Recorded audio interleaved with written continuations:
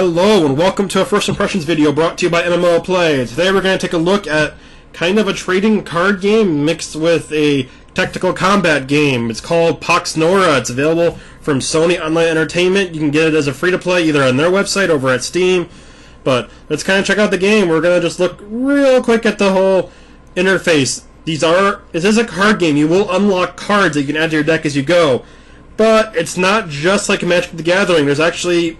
well, let's take a look and see. So you can see we got actually a whole environment here. It's not just a little play mat like you get in a lot of collectible card games.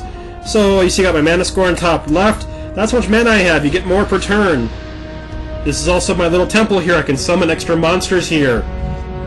One interesting thing, you want to control these little nodes. These will give you extra mana, and they'll also give you somewhere you can summon to. You see I do have a range for my attack, I do have a movement speed.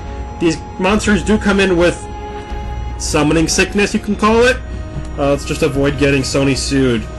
But they can't move, they get action points. Every turn they get a certain number of action points. They can actually go above how many they get per turn, they get a higher max. That means you can kind of conserve and then dump a little the next turn. So I'm kind of trying to figure out why can't I move, but really the problem is I'm summoning 6, so let's skip ahead and see where I actually figure that out. So we've moved up a little bit. It's been a turn to summon 2 guys, and I'm in here. There I'm getting extra mana per turn. I can now summon to this area too. The goal of this game is going to be take their point and then eventually to take their temple.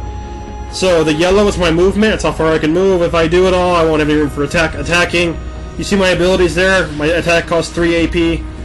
That one has 3 or 4 for a special attack. Yeah. So if I move and I use up all my attack, well then I can't really... action points, I can't really attack. Also, if you have enough action points, you can in fact attack twice in a turn. So, there are times where you might want to not use all your AP in a turn. Maybe I'll have one of my guys that buffs me and lets me do extra damage. You also see I have other spells too, so we'll take a look at those as we go on through the game. In fact, let's take a look at him right now. I'm just going to summon him. That guy was really good for me all game. Alright, as we can see, I've kind of pushed up a little bit. I'm making this harder on myself than I need to be. I could have just bum rushed for the little node, but that's alright. You see right here, I just buffed my guy. That means he gets extra damage and I get minus damage. Of course, my guy is stunned. That's what the little woo around his head means. So that's kind of, oh well. That right there, I can stun him back. So just kind of walk up in his face and say, hey, that wasn't very nice. Oh, gotta be right next to him. I gotta be able to do a melee attack. You can only melee attack when you're completely next to him, not a diagonal. No kitty corner attacks here. He also knows I got a dragon. He flies. He can fly over the water, so he's kind of getting beat up. I can retreat over the water a little later in the game. So now that we've actually seen, why I might want to hold back on attacks, well, not really now because my guy's stunned, but let's take a look at some more of the game. Alright, so finally I realized at this point I made the game a lot harder than it had to be by just trying to kill all those guys and work my way over eventually. So what I did is I started summoning extra heroes back at my base and coming and, backdooring them and taking control of the point. So there is some strategy to this game. This is kind of what makes it a little more interesting than your traditional collectible card games because, it's not just a little small play mat. You got a big old area to fight over. This game has been accused of being a play-to-win or pay-to-win game. It is a collectible card game after all. So, you're going to buy booster packs, you're going to buy cards. You can unlock them too, but you can also purchase them to get them quicker.